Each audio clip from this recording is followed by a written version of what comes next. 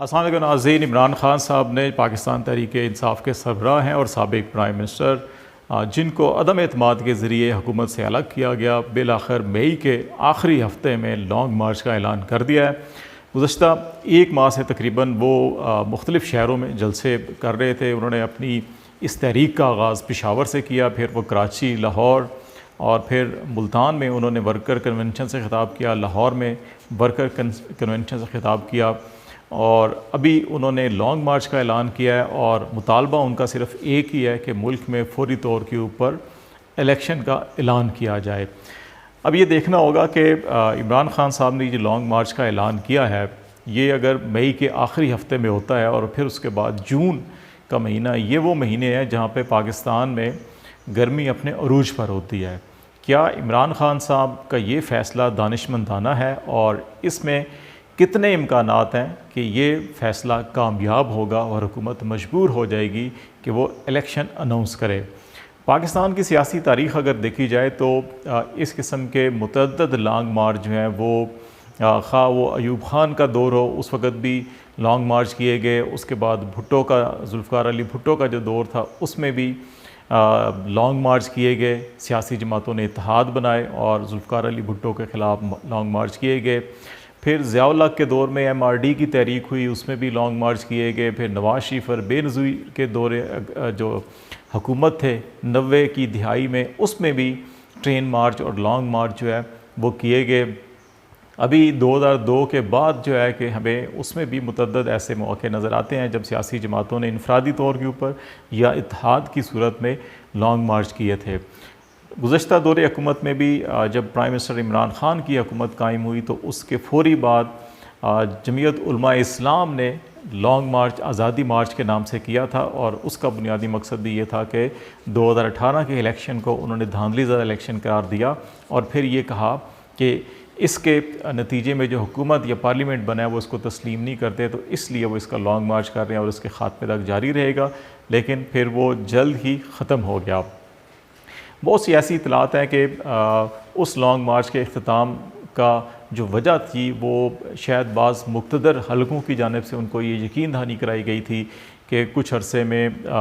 हुकूमत को घर भेज दिया जाएगा और इस किस्म के हालात पैदा किए जाएंगे कि इमरान ख़ान साहब नए इलेक्शन पर तैयार हो जाएँ, इसलिए वो लॉन्ग मार्च ख़त्म करके गए थे। लेकिन पाकिस्तान की सियासी तारीख़ को अगर देखा जाए तो ये कहा जाता है कि इस्टेब्लिशमेंट या जो मुक़्तदर क़ुव्वतें हैं पाकिस्तान में, उनकी हमायत के बग़ैर लॉन्ग मार्च कामयाब नहीं होते और हुकूमतें ख़त्म नहीं होती। अब ये देखना होगा कि ये जो सारी सिचुएशन है इस वक्त, जो इमरान ख़ान साहब ने ये बयानिया तरतीब दिया और जिसको लार्जली आवाम का एक बड़ा तबका जो है इसको कबूल भी कर रहा है कि अमरीकी मुदाखलत कहें उसको या अमरीकी साजिश कहें, कि उसके नतीजे में यह अदम एतमाद तहरीक पेश की गई और फिर इमरान ख़ान की हुकूमत को गिराया गया। इसमें कौमी सलामती कमेटी के 2 इजलास हुए, दोनों में इस चीज़ की तस्दीक की गई। एक प्राइम मिनिस्टर इमरान ख़ान की सदारत में इजलास हुआ और फिर एक प्राइम मिनिस्टर शहबाज शरीफ की सदारत में हुआ। दोनों इजलास में इस बात की तस्दीक की गई कि अमरीकी जो नायब वज़ीर ख़ारजा हैं उन्होंने पाकिस्तान से सफ़ीर के साथ जो मुलाकात की और जो मरासला दिया उसमें धमकी आमेज़ लैंग्वेज है, अनडिप्लोमेटिक लैंग्वेज है, फिर पाकिस्तान के अंदरूनी मामलात में खुल्लम खुल्ला मुदाखलत है। इसीलिए उनको एहतजाजी मरासला भी इस्लामाबाद में भी और वाशिंगटन में भी दिया गया था। तो ये चीज़ें ऑन रिकॉर्ड मौजूद हैं। इस तनाजुर में बहुत से लोगों का ये ख्याल है कि इस वक्त इमरान ख़ान साहब जो है वो तनहा जो है वो परवाज़ कर रहे हैं और क्योंकि उनको इस्टेब्लिशमेंट की इस वक्त हमायत हासिल नहीं है, इस्टेब्लिशमेंट न्यूट्रल रही अदम एतमाद की तहरीक में भी, जिसका फ़ायदा जो है वो PDM और अपोजिशन जमातों ने उठाया। फिर ये कहा जाता है कि इस वक्त जो अदलिया है वो भी इमरान ख़ान साहब की मुखालिफ सिमत पर खड़ी है, इलेक्शन कमीशन ऑफ पाकिस्तान भी उनकी मुखालिफ सिमत पर खड़ा है और तमाम सियासी जमातें भी इस वक्त मासवाए शेख रशीद के और परवेज़ इलाही साहब के तमाम सियासी जमातें भी इस वक्त उनकी मुखालिफ सिमत में खड़ी हैं। तो इसलिए और मौसम भी जो है मई जून का शदीद गर्म होगा, लोग शायद ज़्यादा देर सस्टेन नहीं कर सकें, ना वो आ सकें, तो इसलिए लॉन्ग मार्च कामयाब नहीं होगा। एक ये राय पाई जाती है और ये सियासी हलकों में भी और जो सियासी मुबस्सरीन हैं उनके अंदर भी ये राय पाई जाती है। दूसरी राय एक ये है जो मुख्तलिफ़ इंटरनेशनल सर्वे भी हैं, कौमी सतह की ओर भी जो सर्वे किए गए हैं उसमें पाकिस्तान की 2/3 से ज़्यादा अक्सरियत इस वक्त इमरान खान के बयानियों को सपोर्ट कर रही है, उसकी हमायत कर रही है। और इस वक्त तक जो सियासी सरगर्मियाँ देखी गई हैं पेशावर में, कराची में, लाहौर में और इससे हटकर मुल्क के दूसरे बड़े शहरों में भी जब हुकूमत ख़त्म हुई और सिर्फ एक ट्वीट किया इमरान खान ने कि तमाम लोग एहतजाज करें, तो उसके बाद जिस बड़े पैमाने पर एहतजाज किया गया मुल्क भर में, उसके नतीजे में और मुख्तलिफ सर्वे रिपोर्ट्स को देख कर ये ख्याल किया जा रहा है कि इस लॉन्ग मार्च में एक बहुत बड़ी तादाद, एक कसीर तादाद पाकिस्तानियों की शिरकत करेगी और वो अपना प्रोटेस्ट रिकॉर्ड करेगी। बाज़ मुबस्सरीन का ख्याल है कि ये लॉन्ग मार्च में शिरकत की जा सकती है, लेकिन उसको सस्टेन करना, इस शदीद गर्मी के मौसम में इस्लामाबाद में लाना और फिर यहाँ पे सस्टेन करना और हुकूमत के ऊपर दबाव बनाना कि वो मजबूर हो जाए इंतखाबात अनाउंस करने के लिए, ये मुमकिन नहीं होगा। लेकिन अगर पाकिस्तान के जो सियासी और मारूजी हालात देखे जाएँ, जो इस वक्त ख़ित्ते की जोग्राफियाई सूरत हाल देखी जाए, और फिर जिन लोगों ने सुप्रीम कोर्ट के अंदर इस सारे डिप्टी स्पीकर की रूलिंग के ऊपर और आर्टिकल 63A के ऊपर जो मामलात की हेयरिंग सुनी और ख़ास तौर के ऊपर आखिरी 2 दिन की और आखिरी दिन की जब शहबाज शरीफ साहब और बिलावल भुट्टो जरदारी साहब को भी चीफ़ जस्टिस ऑफ पाकिस्तान ने रोस्टम पर बुलाया और उनसे तजावीज़ मांगी कि आगे क्या होना चाहिए, उसमें अदलिया के तमाम जज साहिबान, तमाम सियासी क़ियादतों ने, चाहे वो उस वक़्त हुकूमत की थी या अपोजिशन की थी, इस बात पर इत्तफ़ाक़ राय पाया गया कि इस सारी क्राइसिस का हल मुल्क में फौरी इलेक्शन है।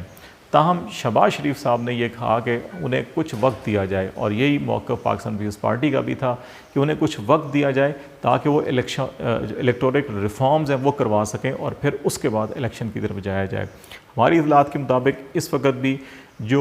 सिचुएशन क्रिएट हो चुकी है, जो पंजाब के अंदर इस वक्त कॉन्स्टिट्यूशनल क्राइसिस और बहरान है और ये असम्बली चलती नहीं दिखाई देती। हमज़ा शहबाज शरीफ साहब ने हलफ उठा लिया, कैबिनेट का हलफ होगा नहीं होगा, बहुत सारे इसके ऊपर इबहाम और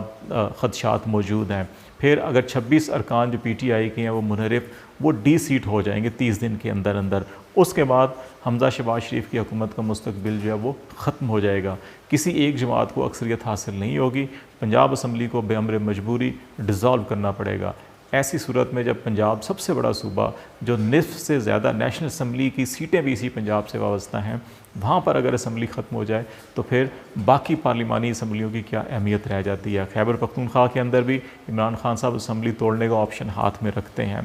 पंजाब असम्बली के अंदर असम्बली डिज़ोल्व नहीं होती तो PTI के तमाम अरकान इस्तीफ़े दे सकते हैं। तो ऐसी सूरत के अंदर एक कॉन्स्टिट्यूशनल और पोलिटिकल क्राइसिस होगा, उस सूरत में भी इलेक्शन की तरफ जाना पड़ेगा। यही वजह है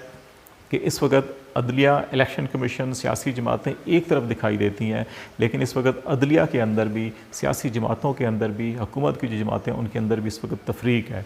बेशतर जमातों का ख्याल है कि इलेक्शन अनाउंस कर देने चाहिए ताकि ये जो क्योस है, ये जो इबहाम है, ये जो अफरा तफरी की सूरत हाल है, ये ख़त्म हो जाए। हमारी इतलात के मुताबिक जो इस्टेब्लिशमेंट है वो भी ये चाहती है और उसने भी जितने भी कंसर्न क्वार्टर हैं उनको ये पैगाम दे दिया है कि मुल्क में जितना जल्द इलेक्शन अनाउंस कर दिया जाए उतना ही मुल्की इस्तेहकाम के लिए, सियासी इस्तेहकाम के लिए, आइनी इस्तेहकाम के लिए, कानूनी इस्तेहकाम के लिए ज़रूरी है। इन हालात में अगर इमरान खान साहब ये लॉन्ग मार्च करते हैं जहाँ पे उनको मॉरल सपोर्ट एक तरफ पब्लिक की बेशुमार मौजूद है, मॉरली जो आला अदलिया के जज साहिबान हैं उनका भी ख्याल है कि फौरी इलेक्शन होने चाहिए मुल्क के अंदर, जो इस्टेब्लिशमेंट है वो भी चाहती है कि इलेक्शन की अनाउंसमेंट आनी चाहिए ताकि ये सारी की सारी सूरत हाल जो है वो कूल डाउन हो। ऐसे में सिर्फ शहबाज शरीफ साहब की ये ख्वाहिश है कि वो नवंबर तक वक्त मांग रहे हैं ताकि वो अगले आर्मी चीफ़ की तकर्री अपने हाथ से कर सकें। उनको ये ज़रूर देखना चाहिए, माजी और तारीख़ से सबक हासिल करना चाहिए। जुल्फ़िकार अली भुट्टो साहब ने ज़िया-उल हक़ को सबसे नीचे से उठाया, फिर क्या हुआ सबको मालूम है। मुशर्रफ को नवाज़ शरीफ साहब ने सबसे नीचे से उठाया, फिर उनके साथ क्या हुआ वो भी इस तारीख़ का हिस्सा है। इसी तरह राहील शरीफ जो है वो जो पैनल ऑफ आर्मी चीफ़ के लिए भेजा गया था डिफेंस मिनिस्ट्री में, उसमें सबसे नीचे थे, उनको ऊपर ला के बनाया गया। फिर हमने ये देखा कि उसी दौर में राहील शरीफ और नवाज़ शरीफ के तल्लुकात भी वो ज़्यादा अच्छे नहीं रहे। कमर जवेद बाजवा ये भी नीचे से थे, इनको ऊपर लाए गए और फिर इनके बारे में खलाई मखलूक और क्या कुछ नहीं कहा गया इन्हीं पार्टियों की तरफ से जो अब हुकूमत में है, और अब फिर इनको तनकीद का निशाना बनाया जा रहा है। मामला जो है अगर सिर्फ एक तकर्री का ही है, तमाम सियासी जमातों को ये तकर्री अभी ऐलान कर देनी चाहिए, मई में ऐलान कर देनी चाहिए कि अच्छा जी नवंबर में ये साहब जा रहे हैं और ये साहब आ जाएंगे। ये मामला ख़त्म होना चाहिए ताकि मुल्क के अंदर जो इस वक्त बेचैनी और अनारकी और खून खराबा की कैफियत है वो ख़त्म हो सके। और ज़हन में हमेशा सियासी क़यादतों को ये रखना चाहिए कि फ़ौज जो है वो इदारा है, वो किसी एक फ़र्द का नाम नहीं है। उसका सरबराह आप जिस मर्ज़ी को बना दें, इदारे की पॉलिसी तब्दील नहीं होती। उसको जो इलाकाई, मुल्की, कौमी सलामती के और इलाकाई जोग्राफियाई जो सूरत हाल है उसके अंदर इदारे ने अपनी पॉलिसी ख़ुद बनानी होती है, किसी फ़र्द ने नहीं बनानी होती। इसको ज़हन में रखें और फिर जो है सोचें तो शायद मामला ठीक हो जाएं। और दूसरी बात, अगर जनरल फैज़ हमीद किसी को अच्छे नहीं लगते, आप आर्मी चीफ़ ना बनाएं। कोई पता नहीं इलेक्शन में कोई और कामयाब हो जाए और वो अगर जनरल फैज़ हमीद को DG ISI लगा दे तो फिर क्या होगा। तो इसलिए हमें शख्सियात से निकल कर हमें इदारों को और मुल्क को, कौम को, निज़ाम को और सियासी, जमहूरी और कॉन्स्टिट्यूशनल और जुडिशल सिस्टम को मजबूत बनाना होगा। इसलिए हमें ज़ाती पसंद नापसंद से निकल कर फ़ैसले करने होंगे, बर वक्त करने होंगे, वरना तारीख़ हमें कभी माफ़ नहीं करेगी।